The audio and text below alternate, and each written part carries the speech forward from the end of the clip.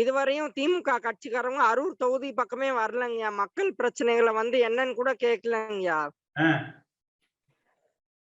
நாங்க நிறைய கம்ப்ளைண்ட்லாம் பண்ணி பார்த்துட்டோங்கய்யா. இருந்தாலும் யாருமே வரல கட்சியில இருந்து.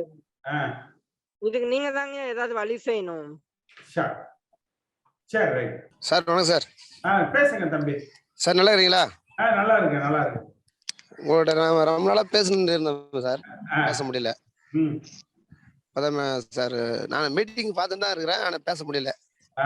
இருந்தாலும் சொல்கிறேன் மேடம், நாங்கள் திருவண்ணாமலை மாவட்டம் செங்கம் தொகுதி சார். பேசுங்க, உங்க கருத்து சொல்லுங்க. என்னுடைய கருத்து என்னன்னாக்கா, நான் எங்கள் அப்பா காலத்துலேருந்து இன்னைக்கு வரைக்கும் அண்ணா திமுக தான் இருந்து வரோம். இன்னைக்கு வரைக்கும் அந்த கட்சி வர எதுக்காக இதை சொல்கிறேன்னாக்கா, இது வரைக்கும் எங்களுக்காக எதுவுமே செஞ்சது கிடையாது. இந்த கட்சிக்காரங்க கூட எதுவுமே இன்னைக்கு வரைக்கும் செஞ்சது கிடையாது ஐயா. அன்னிலேருந்து இன்னைக்கு வரைக்கும் அந்த கட்சி பணியில் தான் நாங்கள் ஈடுபட்டுக்கிறோம். அப்படி இருக்கும்போது ஐயா, எப்படி அங்கே ஓட்டு போட முடியும்? ஓட்டு போட முடியுமா? இல்லை நாங்க தீவிரமா இருக்கிறோம். மற்றவங்க எப்படி ஒருத்தர் பார்த்து ஒருத்தர் செஞ்சாதானே அது கரெக்டா இருக்கும். இங்க யாருமே இந்த அரசியல் இதெல்லாம் அவங்கவுங்க சப்போர்ட் மூலியமா தான் எல்லா உதவிகள்லாம் செஞ்சுன்னு வராங்க. இப்போ நம்மளுக்குலாம் ஒரு ஏழைப்பட்டவங்களாம் அது கொஞ்சம் கேவலமா நிற்கிறாங்க. எந்த ஒரு தொழிலும் செய்ய விட மாட்டேங்கிறாங்க. இந்த அரசியல் தான் சார் இப்பெல்லாம் பண்ணின்னு வராங்க. நம்ம கட்சிக்காரங்க கூட நிறைய பேர் அது மாதிரிலாம் ஈடுபடுறாங்க சார். இப்போ எங்க ஒய்ஃப் இப்போ 100 நாள் வேலையில ஈடுபட்டு இருந்தாங்க. இப்போ ஈடுபட்டு இருந்தவனே இப்போ வந்தவனே எடுத்துட்டாங்க சார். இப்போ எனக்கு 2 பட்டப்படி தான் இருக்குது. நாங்களும் ரொம்ப கஷ்டவாளி தான். இப்போ இருந்தாலும் எனக்கு சப்போர்ட் இருக்குது. ஆனா ஏடிஎம்கால இருக்கிறன்னு எனக்கு யாரா மதிக்கிறாங்களா? இல்ல இந்த கட்சி பொண்ணு நம்ம தொகுதியில இருக்குது, நம்ம ஏற்கனவே நம்ம கட்சியில இருக்கிறாங்க, போறாங்க வராங்க அப்படின்னு எது நம்மளுக்கு ஒரு அறிவுரையே சொல்ல மாட்டாங்க. ஏதோ வந்தாங்களா தூக்கிட்டாங்களா, அதுதான் நம்மளுக்கு அசிங்கம் பண்ணிக்கிறாங்களே தவிர மற்றபடி இருக்கட்டும், இந்த பாப்பா இருக்கட்டும், போட்டு வரட்டும்னு நினைக்கவே கிடையாது. எந்த ஒரு அரசியல்வாதிகிட்ட நான் எல்லார்டையும் நான் போயிட்டு சப்போர்ட் பண்ணி பார்த்தேன். நம்மள யார்கிட்டையும் இட்டும் போக முடியாங்க ஐயா.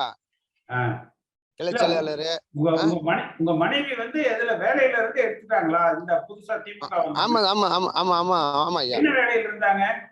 இது 100 நாள் வேலையில மக்கள் நல பணியாளரா இருந்தது. சரி, எதனால என்ன காரணத்தினால எடுத்தாங்க? என்ன காரணம்னா, இப்போ திமுக ஆட்சி வந்தது, எடுத்துட்டாங்க. அதுலயும் சப்போர்ட் உள்ளவங்க இருக்கிறாங்க. எங்க பொன்னாடி மட்டும் தான் எடுத்துட்டாங்க, மத்தவங்களும் இருக்கிறாங்க. அப்படின்னாக்கா 4 பேர் எடுத்துதான் ஆகணும். இல்ல, ஏதாவது ஆர்டர் கொடுத்திருக்காங்களா நீக்கிறதுக்கு? ஆர்டர் எல்லாம் ஒண்ணு கொடுக்கல ஐயா. நாங்க யாரு நம்ம கட்சிக்காரங்களே போயிட்டு பார்த்தோம், ஏடிஎம் காரங்களே போய் பார்த்தோம். அது மாத்திருந்தாங்கன்னா கோர்ட்ல போட்டு ஒரு ஸ்டே வாங்கலாமே, அது கேக்குறேன். மாத்து இல்ல மாத்தந்து நம்ம எப்படி எடுக்க முடியும்? இதுமாரிலாம் நம்ம கட்சியில நம்ம கட்சிக்காரங்களே இது மாதிரி பண்ணும்போது என்ன ஏன் பண்ண முடியும்? நம்ம தொகுதியில எப்படி இருக்குனாங்க, நம்மளுக்கே கொஞ்சம் இப்போ அசிங்கமா இருக்குது. நம்ம கட்சிக்காரங்க ஓட்டு போடணுமா, ஓட்டு போடக்கூடாதா அப்படின்ட்டு ஆனா நம்ம அந்த நாள் இந்த நாள் வரைக்கும் நாங்க அண்ணா திமுக தான் இருக்கிறோம். அந்த ஒரு நன்றி விசேஷம் தான் எங்களுக்கு.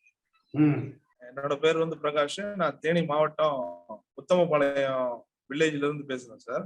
பேசுங்க. நான் தேனி மாவட்டத்துல ஓபிஎஸ் ஓட தொகுதியில இருந்து தான் பேசுறேன். இப்ப சமீபத்துல டிஎம்கே சிஎம் வந்துட்டு விசிட் கொண்டு போனாங்க, அரசு விழா ஒண்ணு நடத்தினாங்க. அதுல நலத்திட்ட உதவிகள்லாம் அவங்க எல்லாம் பண்றத பத்தி விளம்பரம் பண்ணாங்க. அவங்க இதை பண்றாங்க. நீங்க நம்ம அவங்களோட ஆட்சியில பாத்தீங்கன்னா இப்ப ஊழல் நம்ம ஆட்சியில தான் நடந்துச்சுன்னு சொல்லி அவங்க சொல்றாங்க. ஆனா அந்த ஊழல் எல்லா ஆட்சியிலயும் நடக்கத்தான் சார் செய்யுது. அவங்க ஆட்சியிலும் நடக்கத்தான் செய்யுது. பாத்தீங்கன்னா கான்ட்ராக்ட் விடுறாங்க எல்லாமே அவங்களோட பூரா கான்ட்ராக்ட்காரங்க எல்லாமே முன்னாடி ஏடிஎம்கே பீரியட்ல கூட டிஎம்கேவோட கான்ட்ராக்ட்காரங்களுக்கு தான் விட்டுக்கிட்டு இருந்தாங்க. இப்ப பாத்தீங்கன்னா அவங்களோட இதுக்கு அவங்களுக்கு மட்டும் தான் விடுறாங்க. ஏடிஎம்கே எல்லாம் மற்றபடி ஜென்ரலா வெளியில உள்ள பொதுமக்கள் யாருமே அப்ளை பண்ணி எடுக்க முடியாத அளவுக்கு ஊழல்கள் நடந்துகிட்டு தான் இருக்கு. எல்லா மாவட்டம், தேனி மாவட்டம் எடுத்து சொல்லல, மற்ற தமிழ்நாடு முழுக்க இது நடந்துகிட்டு தாங்க இருக்கு. இல்லப்ப நீங்க திமுக ஆட்சியில பார்த்தீங்கன்னா அவங்க கட்சிக்காரங்களுக்கு செய்யறாங்க. நீங்க இப்ப கூட பாத்தீங்கன்னா இப்ப ஒருத்தர் பேசினாரு, அவர் சொல்றது அவங்க மனைவி அரசு உத்தியோகத்துல இருந்தது, திமுக ஆட்சிக்கு வந்தோம்னா அது டெம்பரவரியா இருந்ததுனால உடனே வேலையை விட்டு அனுப்பிச்சிட்டாங்க அப்படின்னு சொல்றாங்க. ஆனா அண்ணா திமுக காலத்துல கட்சி வித்தியாசம் இல்லாம யாரு கொண்டாந்து காசை கொடுத்தாலும் சரி, கலெக்ஷனை மட்டும் கரெக்டா பண்ணிட்டு திமுக எல்லா கட்சிக்காரங்களுக்கும் கொடுத்தாங்க. இப்ப ஒண்ணு இல்ல, இன்னைக்கு அமைச்சரா இருக்காருல்ல வேலு, அவருக்கு ஒரு மெடிக்கல் காலேஜே கொடுத்திருக்காங்க. ஏன்? காசு கொடுத்தா யாரா இருந்தாலும் செய்வாங்க. ஆனா திமுக காலத்துல அப்படி இல்லை. எதாக இருந்தாலும் அவங்க கட்சிக்காரங்களுக்கு மட்டும்தான். அதுல அவங்க உறுதியா இருக்கிறாங்க. அப்ப யார் சிறப்பா கட்சிக்காரங்களை வாழ வைக்கிறாங்க, கட்சிய ஒரு சரியா கட்டமைக்கிறாங்க. அப்ப நம்ம செஞ்சது தப்பா, அவங்க செய்யறது தப்பா?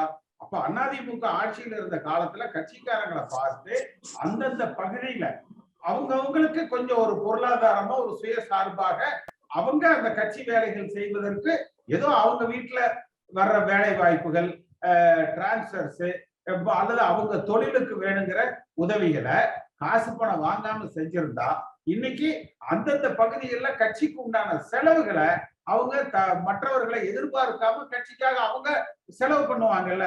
அப்ப இவங்க அந்த காலத்துல என்ன பண்ணாங்க? கட்சிக்காரனா இருந்தாலும் காசு வாங்கினாங்க. அதை விட மாற்று கட்சிக்காரன் கொஞ்சம் சேர்த்து கொடுக்குறான் அல்லது நம்ம கட்சிக்காரங்கிட்ட காசு வாங்கினா நாளைக்கு வெளியில போய் திட்டுவான் அப்படின்னு சொல்லிட்டு மாற்று கட்சிகள் இருக்கிறவங்க கிட்ட, திமுக இருக்கிறவங்க காசை வாங்கிட்டு வேலையை செஞ்சாங்க ஒழிய நம்ம கட்சிக்காரங்களுக்கு ஒண்ணுமே செய்யல. அதான் இப்ப நீங்க சொல்றது. நான் 15 இயர்ஸ் இந்தியன் ஆர்மில ஒர்க் பண்ணிட்டு அதுக்கப்புறம் தான் இப்ப இங்க வந்தேன் சார். இப்ப என்னோட அண்ணன் பாத்தீங்கன்னா ஒன்றிய செயலாளரா இருக்காரு. புத்தம்பாளையம் தெற்கு ஒன்றிய செயலாளரா ஏடிஎம்கேல பணியில வகுத்துட்டு வர்றாரு. இப்ப நான் பாத்தீங்கன்னா உறுப்பினரா தான் இருக்கேன். 2011 இருந்து வந்திருக்கேன் அங்க ஆர்மில இருந்து. அதுக்கப்புறம் அண்ணனுக்கு கூட பேக் சப்போர்ட்டா நம்ம கட்சியில வேலை பார்த்துக்கிட்டு இருந்தோம். ஸ்டேட் கவர்மெண்ட்ல இப்ப ஒரு டவுன் பஞ்சாயத்துல ஒரு 10 இயர்ஸா ஒர்க் பண்ணேன். இப்ப அந்த வேலையை ரிசைன் பண்ணிட்டு இப்ப பொலிட்டிக்ஸ்ல நம்ம ஜாயின் பண்ணலாம் தான். ஃபர்ஸ்ட் மீட்டிங் முன்னாடி நிறைய தடவை கால் வந்திருக்கு உங்ககிட்ட காலிங் கொடுத்துருக்காங்க. பட் நான் உங்களோட பேச முடியல, டைம் கிடைக்காதனால அது இன்னைக்கு அதுக்கு நல்ல ஒரு தருணம் கிடைச்சிருக்கு உங்களோட பேசக்கூடிய தருணம். இப்ப இந்த கட்சியை வளர்க்கணுங்கிறது சென்ட்ரல் அளவுல ஒரு பெரிய நம்ம கட்சி தான் சார். நம்ம இருக்கு மத்த காட்டியும் அகில இந்திய அண்ணா திராவிட முன்னேற்ற கழகம் சொல்லிட்டு அகில இந்திய அளவுல நம்ம எம்ஜிஆர் ஐயா தொடங்கி வச்சுட்டு போன கட்சி சார் இது. இந்த கட்சி என்ன வளர்த்து கொண்டு வரணும்னா நம்மளோட இளைஞர்களுக்கு எல்லாம் முன்னுரிமை கொடுத்து பதவிகள் கொடுத்து அவங்கள நம்ம கழகத்துல இறக்கி இன்னும் செயல்படணும் சார். இதுல பழைய ஆளுகள் பூரா பாத்தீங்கன்னா நம்மளுக்கு நீங்க உங்களை மாதிரி ஓபிஎஸ் ஐயா இருக்காரு, பழனிசாமி ஐயா இருக்காங்க,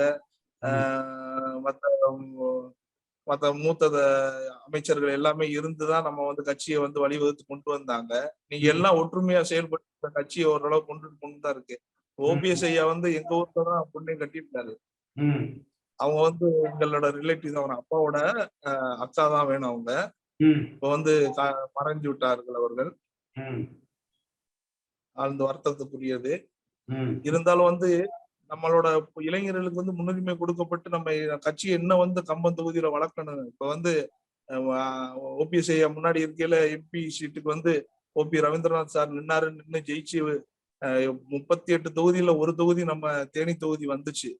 இன்னைக்கு சென்ட்ரல்ல போய் உட்கார்ந்து நம்மளோட கட்சியில ஒரு இளைஞரா இருந்தாலும் ஒரு பயங்கர துடிப்போட செயல்படக்கூடிய ஒரு நபரா இன்னைக்கு இந்த செயல்பட்டுக்கிட்டு வர்றாரு. அது அதிமுகவோட நம்மளோட பேரை நிலைநாட்டுவதற்காக வேண்டி அவர் நல்லா பாடுபட்டுக்கிட்டு இருக்காரு. நலத்திட்டங்களும் தொகுதிகளில் செஞ்சு கொண்டு வர்றாரு. இன்னைக்கு கூட பக்கத்துல கோயிலாவரம் அந்த கிராமங்கள்ல பூரா அவரு நலத்திட்டங்களை செஞ்சுக்கிட்டு அதை ஒரு திறப்பு விழா பண்ணிக்கிட்டு இருக்காரு.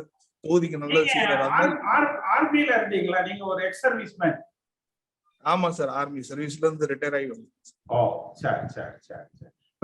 இப்ப இளைஞர்களுக்காகத்தான் நம்ம எல்லாமே எல்லா தொகுதிக்கும் ஒருத்தர் 2 பேர் ஒரு 5 பேர் வரைக்கும் ஒருங்கிணைச்சு அவங்களுக்கு அந்தந்த பகுதியில இருக்கிற மக்களுக்கு பார்த்தீங்கன்னா மத்திய அரசாங்கத்துல மாநில அரசாங்கத்துல நடைபெற வேண்டிய அவர்களுக்கு இருக்கிற அந்த குறைகளை நம்ம கொஞ்சம் ஆன்லைன் மூலமா அந்த பெட்டிஷன்ஸ் எல்லாம் வாங்கி அவங்களுக்கு அந்தந்த அதிகாரிகளுக்கு அனுப்பிச்சு அது இப்பெல்லாம் எல்லாமே மோஸ்ட்லி ஆன்லைன்லயே அந்த பதில்களும் வருது. அதை ஒருங்கிணைக்கிற மாதிரி நம்ம ஒரு டீம் பில்ட் பண்ணிட்டு இருக்கிறோம்.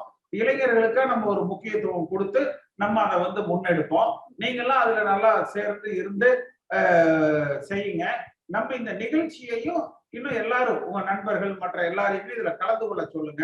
அவங்களையும் இதுல கருத்துக்கள் சொல்லுங்க. சரி, இந்த மற்றவங்க பேசுறத கேட்போம். என்னுடைய பேர் நீலமேகன் சார், மதுரை மேற்கு தொகுதி சார். செல்லூர் ராஜ் இருக்கார்ல சார், அவருடைய தொகுதி எங்குது சார். ஆக்சுவலா வந்து இப்ப நீங்க பேசுனது எல்லாமே நான் உங்கள்ட்ட ஆல்ரெடி முன்னாடியே நான் பேசியிருக்கேன். நான் ஜூம் மீட்டிங்ல ஃபர்ஸ்ட் டைம். நான் பத்திரிகை துறையில வேலை பார்த்துட்டு அங்க இருந்து ரிலீவ் ஆகி இப்ப வேற இதுல இருக்கேன் சார். நான் இதே நான் அரசியல கிட்டத்தட்ட 1982 நான் பிறந்திருக்கேன். 89ல இருந்து அரசியல உற்றுநோக்கி பார்த்துக்கிட்டு இருக்கேன். எனக்கு விவரத்துல இருந்து எல்லாத்தையும் பார்த்துக்கிட்டு தான் இருக்கேன். இப்ப நீங்க ஒரு வார்த்தை சொன்னீங்க, உதயநிதி இது ஸ்டாலின் அப்படிலாம் சொல்லி சொன்னீங்க. உண்மையிலே நல்லா சரியான இது. ஏன்னா இப்ப எங்க தொகுதியை பாத்தீங்கன்னு வச்சுக்கோங்க சார், இதுக்கு முன்னாடி அம்மா வந்து ஆட்சி அமைக்கல 2011 ஆட்சி அமைக்கல என்ன சொன்னாங்கன்னா, ஒவ்வொரு மாவட்ட செயலாளரும் திமுக ஒவ்வொரு மாவட்ட செயலாளரும் முடிசூடா மன்னர்கள் அப்படின்னு சொல்லி சொன்னாங்க. அது உண்மைதான், அப்படி இருந்தது. இன்னைக்கு அதிமுகவிலும் அதே தான் சார் இருந்துகிட்டு இருக்கு. ஏன்னா இன்னைக்கு நல்ல சரியான தலைமை இல்ல சார். இப்ப பாத்தீங்கன்னா செல்லூர் ராஜு எடுத்துக்கோங்க, ஆர்பி உதயகுமார் எடுத்துக்கோங்க. ஆர்பி உதயகுமார் கடந்த ஒரு 10 வருஷமா செய்யாத கோமாளித்தனம் எதுவுமே இல்ல சார் மதுரையில. ஏன்னா மதுரை மக்களா இருந்து, ஏன்னா இத்தனைக்கும் அவர் MSW முடிச்சிருக்காப்புல. அவரு MSW முடிச்சு உங்களுக்கு நல்லா தெரியும், MSWன்றது வந்து ஒரு நல்ல ஒரு படிப்பு, நல்லா படிச்சுட்டு அவ்வளவு ஒரு கோமாளித்தனம் செஞ்சாரு. ஆனா இப்ப அதே அவரு அம்மாவுக்கு செலவு வச்சிருந்தாரு. அந்த இதுக்குலாம் நான் போயிருந்தேன், பத்திரிகை துறையில வேலை பார்க்கல, அந்த இதுக்கு நான் போயிருந்தேன். நான் கட்சி பாகுபாடு இல்லாம போடுறவங்களுக்கு எல்லாம் காசை வாரி இறச்சாரு. இதோட பேக்ரவுண்டு எனக்கு நல்லா தெரியும், எப்படி இருந்து எப்படி வந்தாருன்றது தெரியும். அப்படி பண்ணாரு. செல்லூர் ராஜு எடுத்துக்கோங்க, அவரும் அந்த மாதிரிதான் பண்ணிக்கிட்டு இருக்காரு. ஏன்னா இங்க சரியான உட்கட்டமைப்பு இல்லாத வரைக்கும் நம்ம அதிமுகவோட வளர்ச்சியை பத்தி பேசுறதுக்கானது இன்னும் இல்லைன்றதுதான் சார் என்னுடைய கருத்தா இருக்கு. நம்ம அந்த உட்கட்டமைப்பை நம்ம செய்வோம். வணக்கம்ண்ணா. வணக்கம். வணக்கம். இப்போ ஒரு 4 நாளைக்கு முன்னால ஒரு சினிமா பார்க்க போயிருந்தேன். அதுல தமிழ்நாடு கவர்மெண்டோட செய்தித்துறையில இருந்து ஒரு நியூஸ், ஒரு பொண்ணோட 2 பொண்ணுங்க காலேஜ்ல படிக்குது. ஒரு பொண்ணோட அப்பா இறந்துட்டாரு. அந்த பொண்ணுக்கு சர்டிபிகேட் கேட்கிறப்போ வந்து இன்னொரு பொண்ணோட அப்பா, அந்த பொண்ணு செயினை கொடுக்குது, எல்லாம் முடிச்சு கடைசியில நம்ம சிஎம் வந்து லஞ்சத்தை வந்து ஒழிப்பேன் அப்படின்னு சொல்லி பேசுற மாதிரி இருந்து எனக்கு சிரிப்பு தாங்க முடியல தியேட்டர்ல. இந்த 5000 கோடி எதுக்கு குடும்பத்தோட போனாரு, ஆடிட்டரை கூட்டு போனாருங்கிறத உண்மையை சொல்லியிருந்தாருன்னாலே போதும் வேற. சோ அதாவது எப்படின்னா, அந்த கருணாநிதியுடைய வாரிசுங்கிறது வந்து அப்படியே கண்ணை மூடிட்டு போய் சொல்லுவானுங்க. இல்ல அதாவது அந்த செய்தியில என்ன சொல்றாங்க, அந்த விளம்பரத்துல வந்து பெண் கல்விக்கு பணம் கொடுக்குறோம்னு சொல்றாங்களா? ஐயோ அப்படி இல்ல. நான் வந்து நக்கலா எல்லாத்தையும் சொல்லுவேன். ஒரு கவர்மெண்ட் ஆபீஸ்ல வேலை பாக்குறதுல ஒரு ஆள் செத்து போனான்னா அவன் வீட்டுக்கு கொண்டு போய் என்னைக்காவது அந்த பெனிஃபிட்ஸ் பணங்கள் எல்லாம் கொண்டு போய் கொடுத்துருக்கீங்களான்னு. இதுல அதுதான் கேள்வி. அந்த பொண்ணை அலைய விடுவாங்க ஃபீஸ் கட்ட முடியலன்னு. எந்த ஆளு லஞ்சம் கேட்டாரோ அந்த ஆளுக்கு லஞ்சம் கொடுக்கறதுக்கு அவருடைய சொந்த பொண்ணு செயினை கழட்டி தன் ஃப்ரெண்டு கிட்ட கொடுக்கும். உடனே அவங்க அம்மா கேட்பாங்க, செயின் கட்டினா காணணும்னு வாங்கன்னு சொல்லி சண்டை போட வந்தா அவங்க அப்பா வந்த உடனே பார்த்தா என்ன செய்ய தெரியாது, விடு விடு விடு அப்படிம்பாங்க. அப்பா அந்த பொண்ணு சொல்லுவா அப்படியே என்ன செய்யன்னு தெரியாது. அந்த அம்மாட்ட சொல்லிட்டு வந்து அதாவது அரசு ஊழியர்களை பத்தி அவரே கழுவி ஊத்துறது. அதாவது அரசு ஊழியர்கள் லஞ்சம் வாங்குறாங்க, அரசு ஊழியர் லஞ்சம் வாங்குறாருன்னா இவர் ஹரிச்சந்திரன், அவங்க அப்பா ஹரிச்சந்திரன், இவர் ஹரிச்சந்திரன் பையனா? அது ஏதாவது கொஞ்சம் ஆன்லைன்ல இருந்தா எடுத்து போடுங்களேன். இதுவரை அரசு ஊழியர் ஏன் ஸ்ட்ரைக் பண்ணல? இல்ல அத நீங்க எடுத்து போடுங்க. அத ஆன்லைன்ல டவுன்லோட் பண்ணி உங்களுக்கு வாங்கி தரேன் அதை நம்ம போடுவோம். அதே மாதிரி அடுத்தது வந்து இப்ப நீங்க சொன்னீங்க இல்லையா, அந்த ஒவ்வொருத்தரும் புகழ் பாடுறது சட்டசபையில ஒரு 4 இது இருக்குது. அதையும் உங்களுக்கு அனுப்பிச்சு விடுறேன். நம்ம கடைசியா நம்ம கிட்ட இருந்து போன மின்சாரத்துறை, இல்ல நம்ம தான் அது கரெக்டா பேர் வச்சிட்டோம் இல்லையா, குடும்ப கொத்தடிமைகள் அப்படின்னு சொல்லி. அத வந்து என்னன்னா ஆக்சுவலா வந்து அது எல்லாரும் போடுறாங்க குடும்ப கொத்தடிமைகள் அப்படின்னு. இல்ல ஒரே அது பேர் வச்சோம். இல்ல அத கரெக்ட். எதிர்கட்சிங்கிற முறையில வந்து இவங்க இன்னும் கொஞ்சம் ஸ்பீடா எடுத்துட்டு போகணும். எனக்கு என்னமோ இன்னைக்கு காலையில வந்து தினமலர்ல மட்டும்தான் ஒரு 2 மந்திரி, அவர் பேர் என்ன, செந்தில் ராஜேந்திர பாலாஜியும் இன்னும் 2 பேர் என்னமோ கொஞ்சம் தைரியமா பேசி இருக்கிறாங்க அப்படின்னு போட்டிருக்காங்க. அதுவும் மே 1 பொதுக்கூட்டத்துல. இது அதான் சொல்லுங்க, தொண்டர்கள் வந்து ஒரு மாதிரி இணைஞ்சு நீங்க சொல்ற மாதிரி ஒரு பிளாரப்பா எந்திரிச்சு வரணும். நம்ம வந்தால் கண்டிப்பா அதான் சொல்றேன் இல்லைங்களா, 24ல வந்து ஒரு தாக்கம் இருக்கும். அதனால உங்களுடைய முயற்சிகள் வெற்றி பெறதுக்கு எங்களால முடிஞ்ச உதவிகள், எங்களால முடிஞ்ச பணிகளை செஞ்சு தர்றோம். கண்டிப்பா செய்வோம். நம்ம கான்ட்ராக்ட் இதுல சொன்னாரு, அது வந்து கரெக்ட். நம்ம ஆட்சியில வந்து நம்ம திமுக காரனுக்கு தான் போட்டோம், அவனும் வாழ வச்சு. நம்ம பேர்ல எடுத்துட்டு அவங்க செஞ்சுட்டு அதுக்கு உண்டான கமிஷன் நாம வாங்கினது. அதே வந்து திமுக வந்து ஒரு கான்ட்ராக்ட் கூட நம்ம அண்ணா திமுக சார்பா கொடுக்கறது கிடையாது. வந்து அவங்க கட்சிக்காரருக்கு தான் கொடுக்குறோம். அந்த கட்சிக்காரன் கொடுக்கணுன்ற எண்ணம் நமக்கு இல்ல. அது நம்ம கட்சிக்காரனை வாழ வைக்கணுன்ற எண்ணம் இல்ல. சொல்ற மாதிரி யாரு பணம் கொடுக்குறாங்களோ, அதிக பணம் கொடுக்குறாங்களோ அவங்களுக்கு தான் கொடுத்தாங்க. அதனுடைய விளைவு செலவு பண்ணதுக்கு, எலெக்ஷன்ல செலவு பண்ணதுக்கு எல்லாம் தயங்குறாங்க. அது ஒண்ணு இருக்குது. கட்சிக்காரங்க செலவு பண்ணதுக்கு இது அது கட்சின்ற ஒரு உணர்வு பூர்வம் இருக்கணும். கடைசி வரைக்கும் இருக்கணும். மேல போயிட்டா கூட நம்ம கட்சிக்காரனை வாழ வைக்கணுன்ற எண்ணம் இருந்துச்சுன்னா எல்லாம் எல்லாரும் நல்லா இருக்கும். எல்லாம் நல்லா செய்வாங்க. எல்லா தொகுதியிலும் வெற்றி பெறதுக்கு வாய்ப்பு இருக்குது. இப்ப நாம தனியா நின்னாவே நாம ஜெயிக்கலாம். ஆனா இந்த பிஜேபி மாதிரி கட்சி கூட கூட்டணி வைக்க கூடாது. தவிர்த்து மற்ற கட்சி வந்து ஆதரவு கொடுத்தா நாம வாங்கிக்கலாம். நாம் தனியா நின்னோம்னா எல்லாருமே தானா நமக்கு வருவாங்க, ஆதரவு கொடுப்பாங்க. அதுல ஒண்ணு சந்தேகம் இல்லை. பிஜேபி தவிர்த்தணும். அது ஒண்ணு. அதே மாதிரி நம்ம கட்சிக்காரன வாழ வைக்கணும்ன்ற எண்ணம் நம்ம மேல இருக்கிற மினிஸ்டர்களுக்கு தான் வரணும். பழைய மினிஸ்டர்கள் எல்லாம் வரணும். அது அதாவது பிஜேபி கூட்டணி வேணாங்கிறீங்க? வேணாம். அது வேண்டவே வேணாம். அதனால்தான் நாம தோத்தோம் ஏற்கனவே.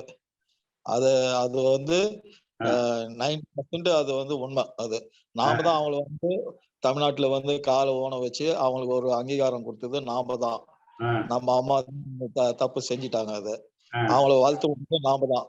அதே மாதிரி இப்ப அவங்க வந்து நம்மள வந்து அழிக்கிறதுக்கு நம்மள பயன்படுத்திக்கிறாங்க. அது அதனால நாம அவங்க கிட்ட வந்து விலகி இருக்கிறது நல்லது. அது இந்த காணொலியை காணும் தமிழ் உள்ளங்களுக்கு ஒரு அன்பான வேண்டுகோள். சேனலை சப்ஸ்கிரைப் பண்ணிட்டீங்களா? பண்ணலனா மறக்காம சப்ஸ்கிரைப் பண்ணுங்க. சப்ஸ்கிரைப் பட்டனையும் பெல் ஐக்கனையும் உடனடியாக கிளிக் பண்ணுங்க. உங்கள் அன்பும் ஆதரவும் என்றைக்கும் எங்களுக்கு தேவை. நன்றி.